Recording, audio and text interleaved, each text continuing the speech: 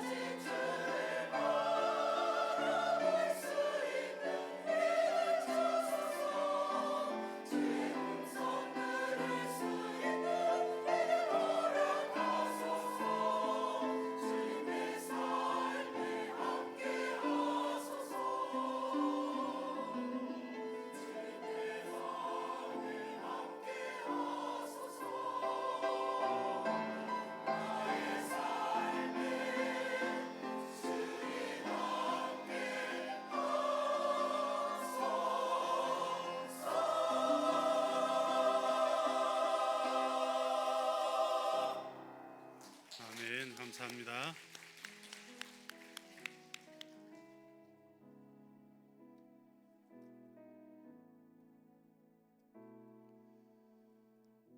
기도하시겠습니다. 사랑과 은혜가 풍성하신 하나님 아버지, 오늘도 우리를 예배의 자리로 불러주시고 주 앞에 나와 마음과 정성을 다해 찬양하며 또한 감사와 헌신의 예물을 드리게 하심을 감사드립니다. 우리가 드리는 이 예물은 단순한 물질이 아니라 우리의 삶과 마음 또한 시간과 정성을 함께 드리는 고백입니다. 주께서 우리에게 주신 모든 것이기에 기쁨과 감사로 이 예물을 올려드리오니 기쁘게 받아주시고 이 예물이 쓰이는 곳마다 하나님 나라가 확장되며 복음이 전파되며 연약하고 소외된 이들이 위로받게 하여 주옵소서. 또한 드린 손길마다 가정마다 하늘의 은혜를 더하여 주시고 인생길 걸어가며 쓰임받는 기쁨과 충만한 평강으로 채워 주옵소서. 우리가 물질에 매이지 않고 오직 하나님만 의지하며 살아가는 믿음의 법도 허락하여 주옵소서. 이 복된 성일 주신 은혜를 기억하며 섬기는 손길들 주 앞에 올려드리오니 하나님 받아 주시옵소서. 찬양단과 성가대 찬양을 받아 주시고 또한 주차 안내를 하며 차량으로 성도들을 운행하고 예배로 안내하며 방송실과 재정부에서 수고하는 모든 손길에 은혜와 복을 허락하여 주시기를 바랍니다. 강단의 꽃을 들인 손길이 복되게 하시고 우리 다음 세대 자녀들을 헌신과 사랑과 기도와 말씀으로 섬기는 교사들에게도 기쁨이 넘치게 하여 주시옵소서. 이제 일교차가 심해지는 날씨를 우리가 맞이하게 되는데 이런 날씨 가운데 사랑하는 부모님들과 교회 어르신들의 건강을 지켜주시고 남은 생애가 주님과 동행하는 기쁨이 넘치게 하여 주시옵소서. 우리 자녀들이 주의 말씀을 가장 귀한 것으로 여기며 세상을 변화시키는 믿음으로 살게 하여 주시고 하나님의 나라를 위해 민족과 열방 가운데 아름답게 쓰임받게 하여 주시옵소서. 하나님 아버지, 오늘도 우리에게 말씀을 주시니 감사합니다. 우리의 마음을 주의 은혜로 풍성케 하여 주셔서 은혜와 생명의 말씀이 우리 가운데 들려질 때에 그 말씀 앞에 아멘으로 응답하며 결단하는 은혜가 있게 하여 주시옵소서. 미약하고 미천한 종을 주께서 은혜로 함께하여 주셔서 주의 거룩한 말씀을 바르게 전할 수 있도록 도와주옵소서. 예수님의 이름으로 기도하옵나이다. 아멘. 할렐루야. 복된 주일입니다. 하나님의 크신 은혜가 이 주일 예배 자리에 나온 우리 모두 가운데 풍성하게 넘치기를 주님의 이름으로 축복합니다. 우리가 오늘 본문 말씀을 읽으면서 이미 알고 있는 말씀이지만 우리의 숨이 멎을 것 같은 그런 본문을 목격하였습니다. 성경에 이런 장면들이 몇 번 있지만 오늘 본문은 특별히 더 우리의 마음을 아프게 하는 그런 장면이 되겠습니다. 한 번 더 34절과 35절 말씀을 읽도록 하겠습니다. 같이 읽겠습니다. 그중 한 군인이 창으로 옆구리를 찌르니 곧 피와 물이 나오더라. 이를 본 자가 증언하였으니 그 증언이 참이라. 그가 자기의 말하는 것이 참인 줄 알고 너희로 믿게 하려 함이니라. 아멘. 이미 영화로 이 장면을 우리가 많이 목격하였기 때문에 충분히 그 장면들을 상상할 수 있을 것이라 라는 생각을 하게 됩니다. 골고다 언덕, 거기에 주님의 십자가가 세워졌습니다. 그 언덕의 공기는 차가웠고 분위기는 무거웠고 이미 브라도리온 광장에서 온갖 채찍에 맞으신 주님, 그리고 그 골고다 언덕을 오르신 그 길에서 주님은 모진 어려움을 당하셨으니 그 몸과 마음이 이미 지쳐 있었고 이제 십자가에 달리십니다. 이미 고난의 시간들을, 고통의 시간들을 지나오신 주님께서 십자가에 달리셨고 그 시간이 고난과 고통의 시간으로 점철되어 있습니다. 십자가에서 달리셔서 내뱉는 숨과 그 모든 것들은 당하신 고난을 그대로 드러내었을 것입니다. 마침내 주님은 그 십자가 위에서 하나님을 향해 이렇게 고백하는 것이죠. 아버지, 어찌하여 나를 버리십니까? 아버지, 내 영혼을 아버지 손에 부탁합니다. 그리고 마침내 다 이루었다 라고 말씀하시고 숨을 거두십니다. 이미 죽으신 주님 그 밑에 갑자기 한 병사가 오더니 주님을 향해 그 긴 창을 들고 옆구리를 찌릅니다. 푹 하고 찔린 그 주님의 옆구리에서 물과 피가 쏟아졌다. 이렇게 오늘 본문은 기록하고 있습니다. 가장 높은 곳에서 모든 영광과 찬양을 받으셔야 하는 바로 그분, 온 천하 만물의 주인 되셔서 그 모든 것들의 다스림을 다스려야 할 그분께서 못난 인간, 죄악된 인간, 그 탐욕에 쩌들은 그 인간들의 손에 의해 십자가에 던져지시고 군병에 의해 마침내 그 몸이 찔리신 것입니다. 그리고 이 아프고 슬픈 장면을 목격한 사람이 있었습니다. 그는 이렇게 말합니다. 내가 보았다. 내가 그 일의 증인이다. 내가 이것을 보고 기록한 이유는 너희로 하여금 이 일을 믿게 하려고 하는 것이다. 궁금합니다. 왜 하나님께서는 이 본문을 이렇게 예수님의 죽으심을 자세하게 기록하고 있을까요? 그냥 예수님께서 죽으셨다라고 기록해도 되는데 물과 피를 쏟으셨다라고 기록하고 내가 보았다라고 그렇게 기록하고 있는 것입니까? 저는 이 말씀을 읽으면서 이런 결론을 내리게 되었습니다. 하나님께서 요한 사도를 통해서 이 말씀을 이렇게 자세히 기록한 이유는 예수님께서 단순히 십자가에 죽으셨다라고 하는 것으로만 이 사건을 끝내지 않고 예수님의 그 십자가의 죽으심이 오늘 이 말씀을 읽는 나와 무슨 상관이 있는가? 이것을 우리로 하여금 날마다 점검하도록 하시기 위해서 이렇게 자세하게 기록했구나라는 생각을 하게 되었습니다. 그래서 저는 이 본문을 읽을 때마다 늘 묻습니다. 김 목사, 너는 교회에 나오는 이유가 무엇이냐? 오늘 저는 여러분과 함께 이 질문을 던지며 이 말씀을 함께 나누고 싶습니다. 사랑하는 여러분, 여러분은 왜 교회에 나오십니까? 주일 아침 한 집안의 어머니가 침대에 누워있는 아들을 깨웁니다. 이미 눈을 떠서 뒤척이는 아들에게 어머니가 아들 일어나서 교회 가야지. 이 아들이 꼼짝을 하지 않고 침대에서 말하기를 어머니 저는 교회가 싫습니다. 무슨 소리냐? 교회가 얼마나 좋은데 너 교회 나가야 된다. 아니 어머니 제가 교회 나가면 저를 싫어하는 사람들이 너무 많습니다. 저의 말을 듣지도 않고 저를 모함하기도 하고 오해하기도 합니다. 그래도 너는 교회 나가야 된다. 아니 어머니 저는 교회 안 나갈 거예요. 어머니가 아들을 향해서 이렇게 말했습니다. 얘야 아들 그래도 네가 담임 목사하지 않냐? 감사합니다. 성가대가 반응이 제일 빠르네요.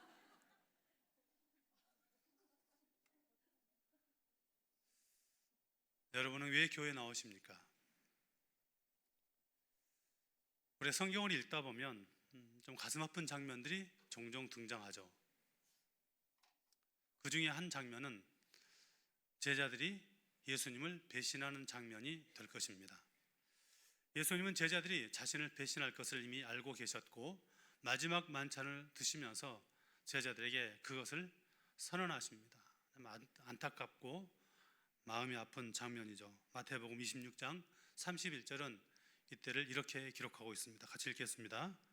그때 예수께서 제자들에게 이르시되 오늘 밤에 너희가 다 나를 버리리라. 기록된 바 내가 목자를 치리니 양의 떼가 흩어지리라 하였느니라. 아멘. 이 장면을 한번 마음속으로 그려보십시오.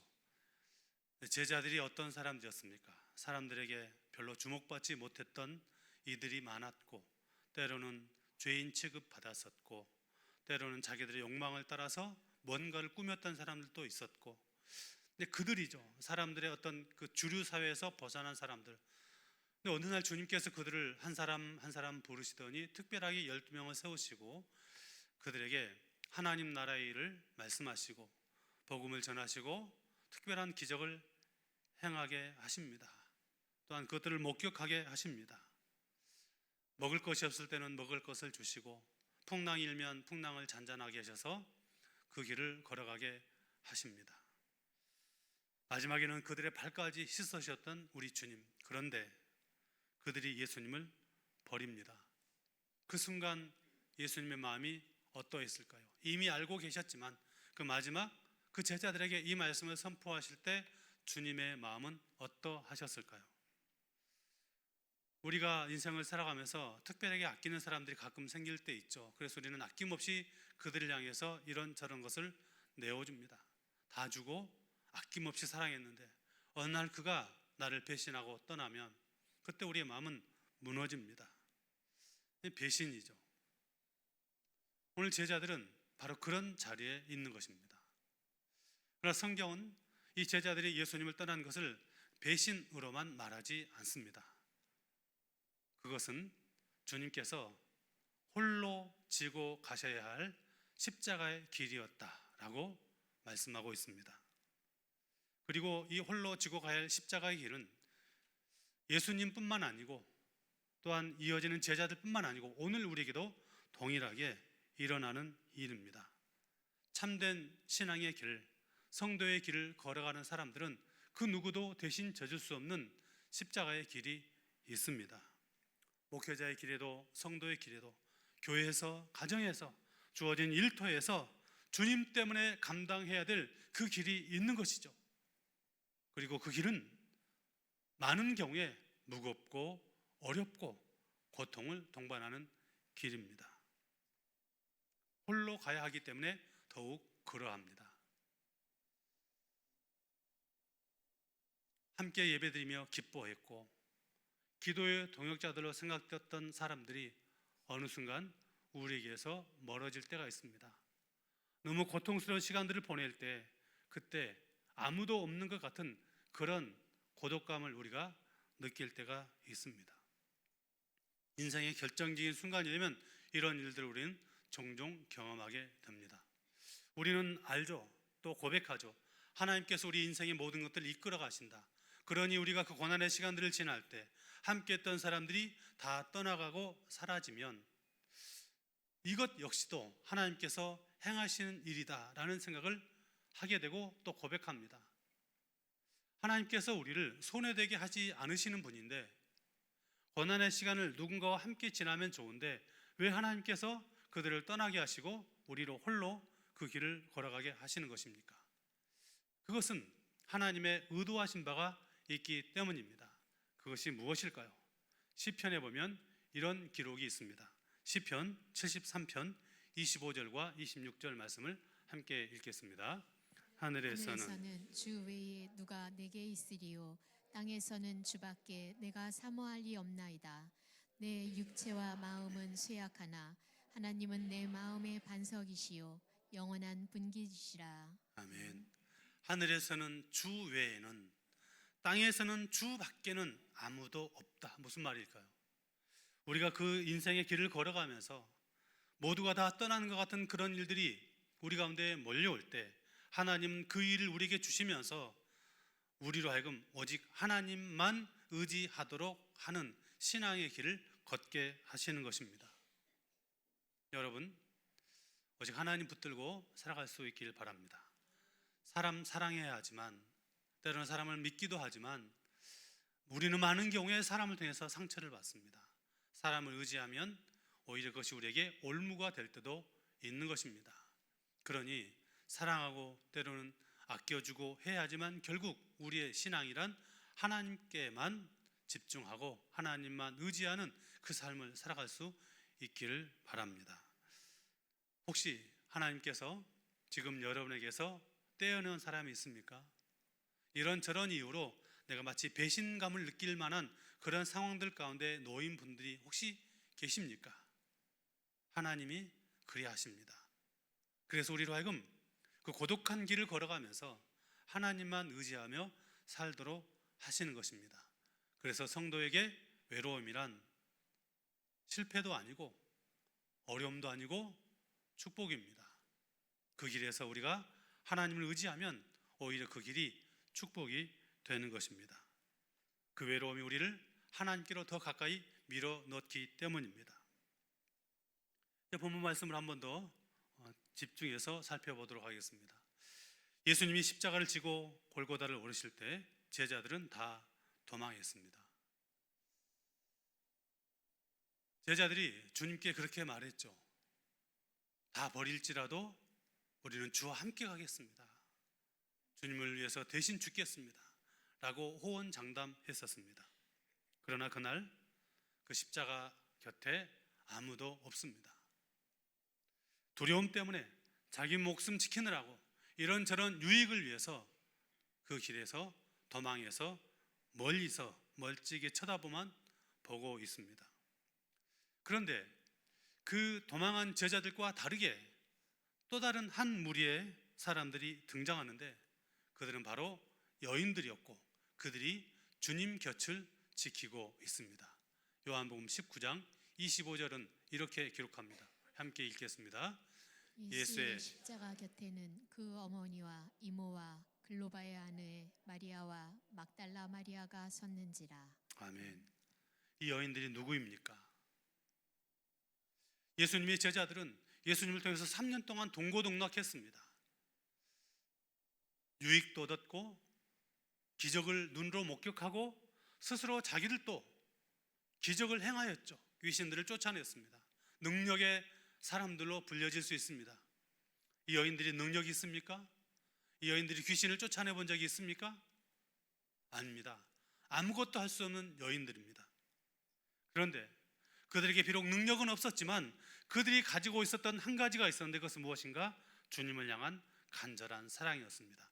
그리고 그 사랑이 그리스도의 십자가 앞에 서게 하는 것입니다. 제자들은 멀찍이 도망하고 멀찍이서 쳐다봤는데 요한복음 19장 25절에서 의도적으로 예수님의 십자가 곁에라는 표현을 통해서 이 여인들이 제자들과 다르게 십자가 곁에서 주님의 그 죽으심을 목격했다라고 말하고 있습니다. 여러분, 이 여인들이 두려움을 모르는 사람들입니까? 자기들 조롱하는 손길을 귀를 막고 듣지 않는 사람들입니까? 아니죠. 오히려 제자들보다 더 심약할 수 있었습니다. 그럼에도 불구하고 이들이 그 모든 일들, 그 외부적인 모든 것들을 이겨낼 수 있었던 이유는 주님을 향한 사랑이었고 그 사랑이 모든 두려움을 이기게 하는 것입니다. 훗날 요한복음을 기록했던 요한 사도가 요한일서 4장 18절에서 이렇게 기록하고 있습니다. 같이 요한일서 4장 18절을 읽겠습니다. 사랑 안에 두려움이 없고 온전한 사랑이 두려움을 내쫓나니 두려움에는 형벌이 있음이라. 두려워하는 자는 사랑 안에서 온전히 이루지 못하였느니라. 아멘. 죽음의 위협과 조롱과 멸시, 핍박, 이 모든 것들이 결코 여인들을 십자가 곁에서 떠나지 못하게 한 것입니다. 왜입니까? 그 모든 두려움을 주님을 향한 사랑이 이기게 하였기 때문입니다.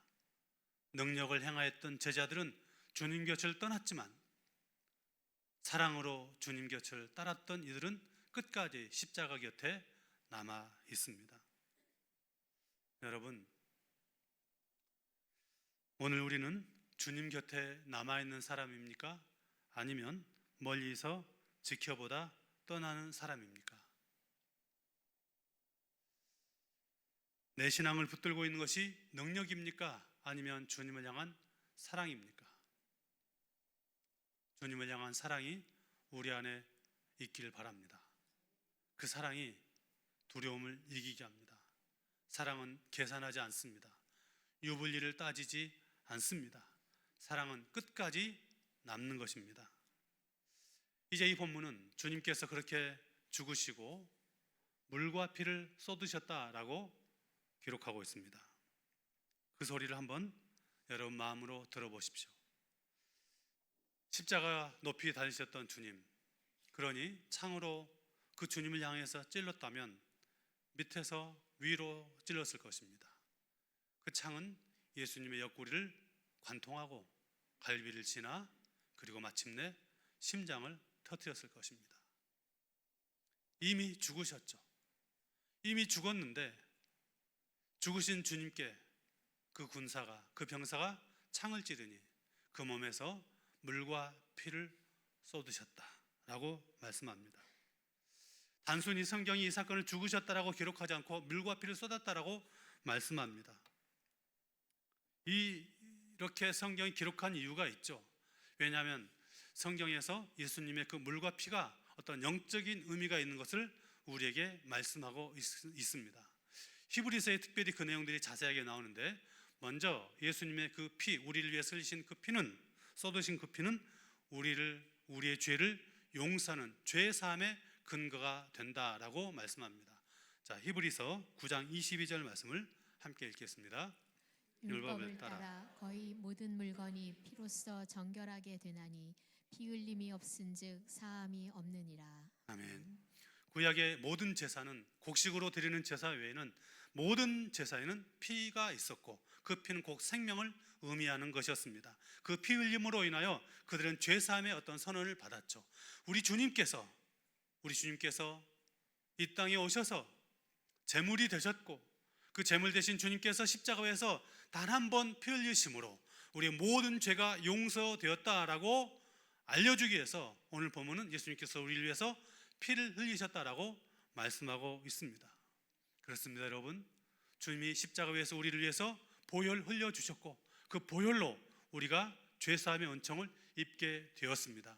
그 보혈의 은혜는 2000년 전 십자가에서 흘리실 그때만 유효한 것이 아니고 오늘 우리에게도 유효해서 은혜가 되어서 오늘 우리가 죄인 된 우리가 그 은혜를 덧입고 힘입어서 이 자리에서 예배자로 서고 있는 것입니다. 주님은 또한 물을 흘리셨답니다.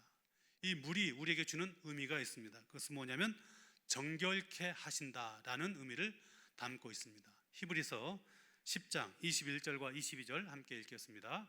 또 하나님의 집 다스리는 큰 제사장이 계심에 우리가 마음의 뿌림을 받아 악한 양심으로부터 벗어나고 몸은 맑은 물로 씻음을 받았으니 참 마음과 온전한 믿음으로 하나님께 나아가자. 아멘. 오늘 본문에서 말씀하고 있는 이 물은 단순히 우리의 몸을 씻는, 먼지를 씻어내는 그런 어떤 물로만 상징해서는 안 되는 것입니다. 이 물은 우리 양심과 영혼의 깊은 곳까지 깨끗하게 씻어내는 정결함의 은혜를 말하고 있습니다. 그렇다면 예수님께서 우리를 위해서 물과 피를 쏟으셨다는 것은 예수님께서 십자가에서 쏟으신 그 물과 피가 우리의 죄악을 깨끗하게 하여 주셨고 우리의 영혼을 깨끗하게 하여서 우리로 새 사람 되게 하셨다라고 선언하고 있는 것입니다. 여러분, 그렇습니다. 예수님이 십자가 위에서 우리를 위해서 물과 피를 쏟으셨습니다. 모든 것을 다 쏟으셨습니다. 그래서 우리가 예전에 드렸던 찬양 가운데 그런 찬양 있지 않습니까? 마지막 피 한 방울, 마지막 피 한 방울 날 위해 흘리셨네. 여러분, 그렇습니다. 주님은 십자가 위에서 우리를 위해서 마지막 물과 피를 완전히 쏟으신 것입니다. 이 말씀은 오늘 우리에게 이렇게 말씀하는 것 같습니다. 나는 너를 위해서 나의 모든 것을 아낌없이 다 주었다. 근데 마태복음에 보면 예수님의 죽으심의 장면에 매우 슬픈 장면을 우리에게 기록하여 주고 있습니다. 마태복음 26장 56절 하반절 말씀에 이렇게 기록되어 있습니다. 같이 읽겠습니다. 이에 제자들이 다 예수를 버리고 도망하니라. 아멘. 이에 제자들이 다 버리고 도망했다. 예외가 없었다. 한 사람은 이미 그가 죽었고 나머지 11명이 다 십자가 버리고 주님 십자가의 길 걸어가시고 십자가 달리실 때 다 도망갔답니다. 예외가 없었습니다. 그런데 요한이 다시 십자가 앞에 돌아왔습니다. 요한은 자기가 가던 그 길을 돌이켜서 주님이 달리신 골고다 언덕 그 십자가 아래 다시 나옵니다. 여러분, 신앙이란 단 한 번도 배신하지 않고 끝까지 완벽하게 성공해내는 것이 아닙니다. 우리는 결코 그럴 수 없습니다. 그런 의미에서 참된 신앙이란 무엇인가? 우리가 때로 실패하고 때로는 제자들처럼 도망하고 우리에게 주어진 그 길에서 이탈하여서 신앙과 헌신의 길에서 때로는 실패하였을지라도 다시 주님께로 돌아가는 것입니다. 이것을 신앙이라 말하는 것입니다. 완벽할 수 없습니다. 그러나 부족함을 고백하며 그 은혜의 보좌 앞에 날마다 나아가는 것이죠. 여러분, 요한이 왜 그 가던 길을 가다가 다시 주님께로 돌아왔을까요? 도망가다 보니까 하늘에서부터 막 불이 임해가지고 이제 나는 그 십자가의 죽음도 두렵지 않아 라고 해서 용감함이 그에게 충만해서 돌아왔을까요? 아닙니다. 여전히 요한은 두려운 것입니다. 그러나 주님을 향한 사랑이 그 모든 두려움을 몰아낸 것입니다. 설교를 준비하면서 요한이 도망하다가 돌아오던 그 길을 한번 좀 이렇게 혼자 머릿속으로 그려보았습니다. 도망하다 다시 돌아올 때 골고다 언덕에서 수많은 사람들이 이렇게 짓거리고 외쳤던 소리들이 있었겠죠. 그 많은 기적을 일으키던 그 예수라는 저자를 보아라. 자기 몸 하나도 어떻게 하지 못하고 결국은 죽지 않았는가. 저가 하나님의 아들이라고, 유대인의 왕이라고, 저 꼴이 뭐냐.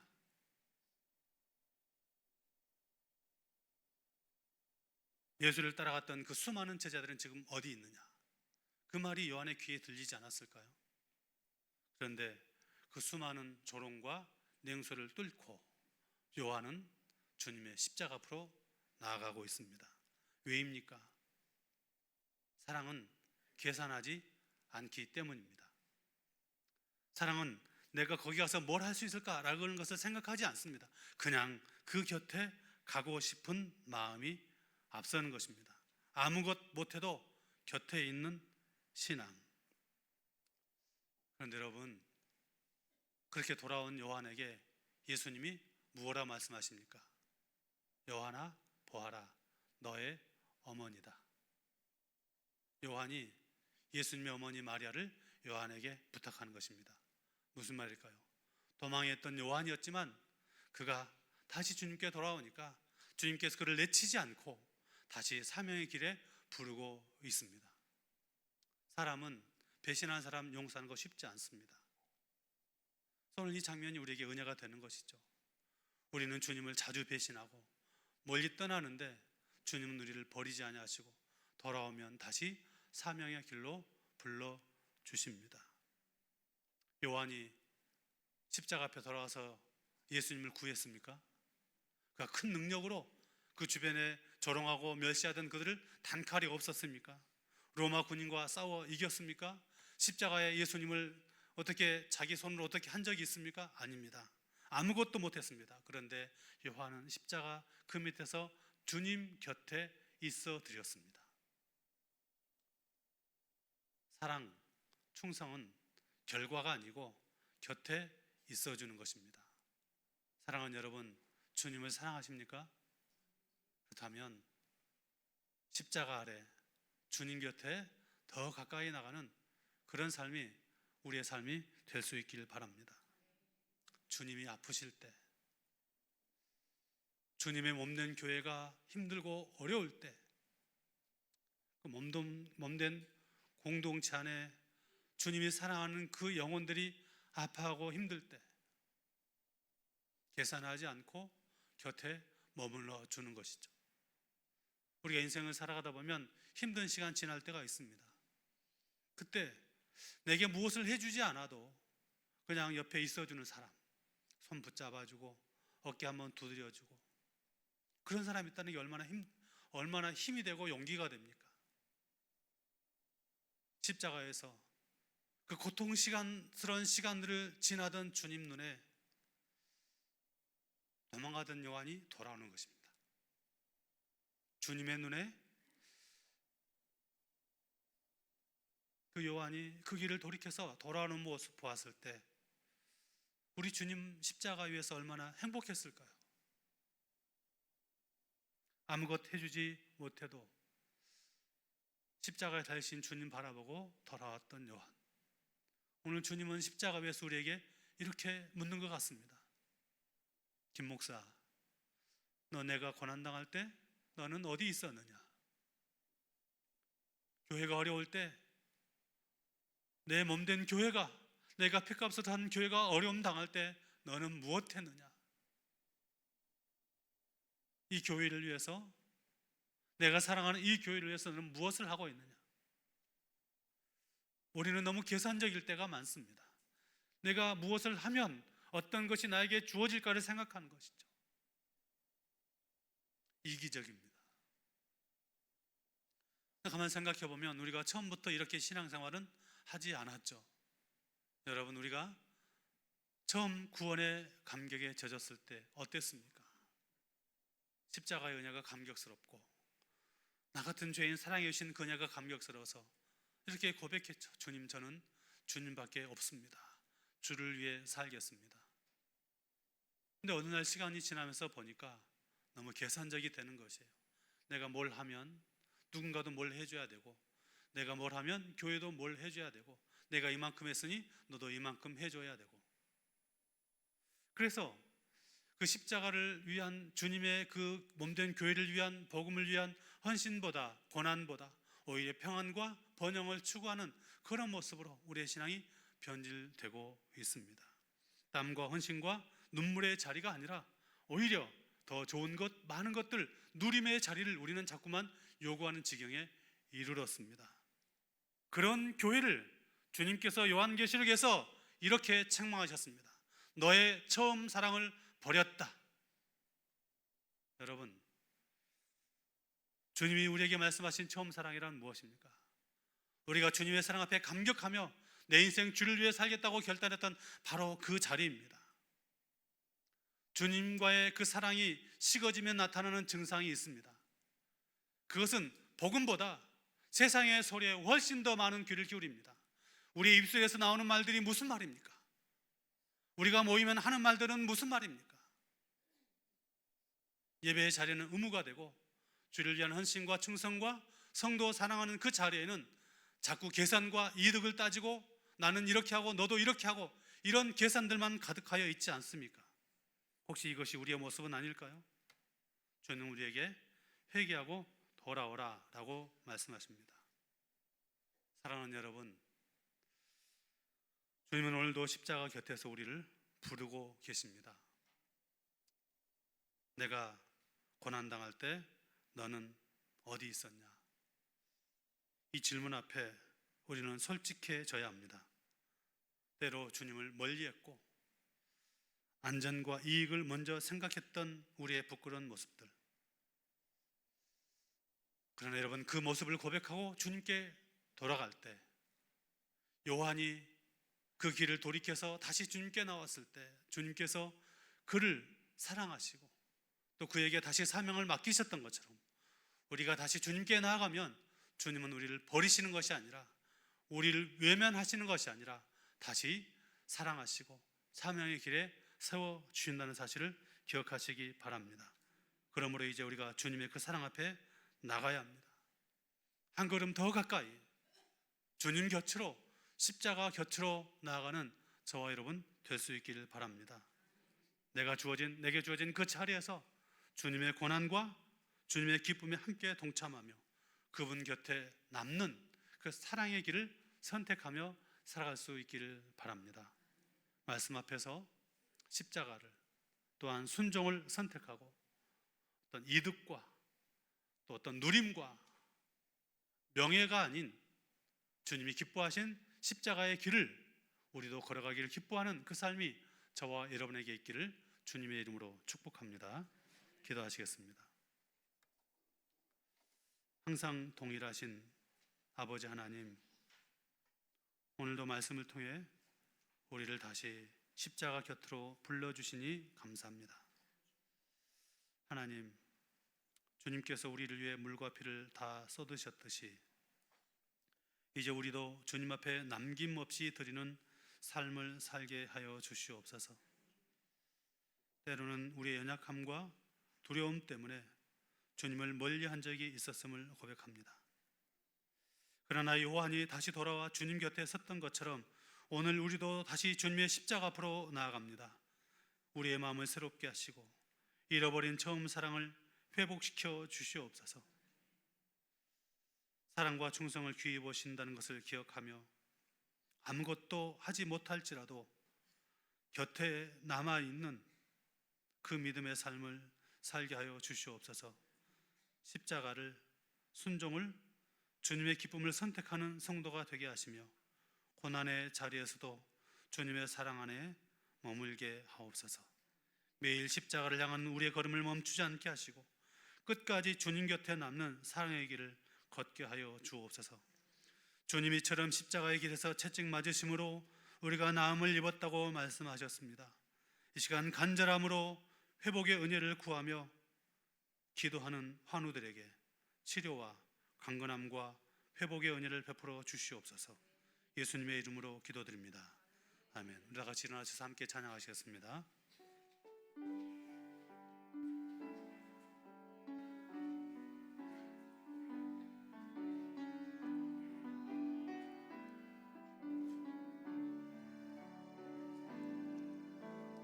무엇과도 주님을 바꾸지 않으리. 다른 어떤 은혜 구하지 않으리.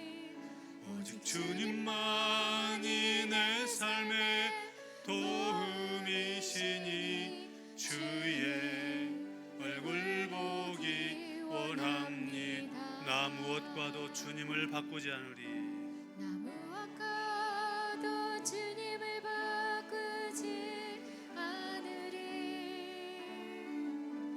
다른 어떤 은혜 구하지 않으리. 오직 주님만이 내 삶의 도움이시니 주의 얼굴 보기 원합니다. 주님 사랑해요. 주님 사랑해요.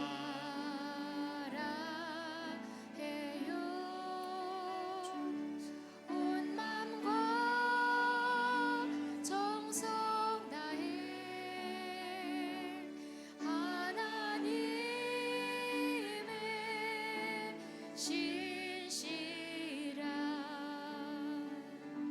친구 되기 원합니다. 주님 사랑해요. 주님 사랑해요.